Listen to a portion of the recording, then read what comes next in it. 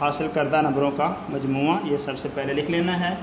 तो अली ने जो नंबर हासिल किया 96 प्लस असद ने 47 प्लस साद ने 89 प्लस सऊद ने 93 प्लस हमज़ा ने 75 फिर प्लस और शफीक ने 68 मार्क्स हासिल किए हैं।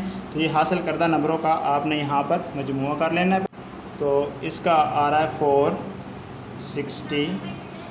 तो डियर स्टूडेंट, इस तरह आपने इन नंबरों को पहले जमा कर लेना है।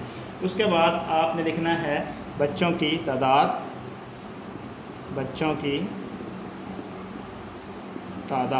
तो बच्चों की तादाद हमारे पास है, ये देखिए 1 2 3 4 5 6 यानी उन बच्चों ने जिन्होंने नंबर हासिल किए हैं उनकी तादाद कितनी है वो आपने यहाँ पर लिख लेनी है।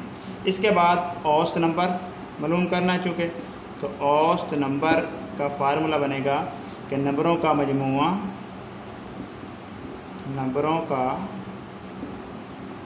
मजमूआ बटा बच्चों की तादाद।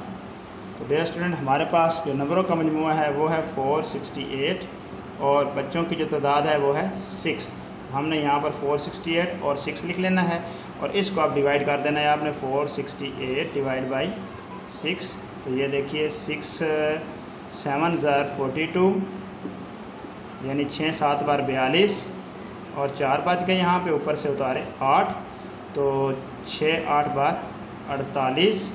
तो इस तरह से औसत नंबर निकल आएगा हमारे पास 78। तो डियर स्टूडेंट, यहाँ पे आपने लिख लेना है 78, यही आंसर है, ये औसत नंबर है आंसर।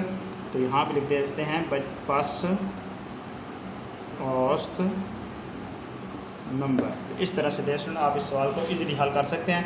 तो फिर देखिए, सबसे पहले आपने लिखना है हासिल करदा नंबरों का मजमूआ और इनको मजमूआ करके यहाँ पे जमा कर लेना है, जो कि आ रहा है 468। इसके बाद आपने क्या करना है, बच्चों की तादाद लिखनी है। बच्चों की तादाद है 6, तो उसके सामने 6 लिख देना है। औसत नंबर मालूम करने हैं, नंबरों का मजमूआ बटा बच्चों की तादाद। नंबरों का मजमूआ हमारे पास जो है 468 है, इसको हम 6 पे डिवाइड करेंगे तो ये जवाब आ रहा है इसका 78। तो 78 ही इसका औसत नंबर है। डियर स्टूडेंट, इस तरह आप आसानी के साथ इस सवाल को हल कर सकते हैं। Thanks for watching.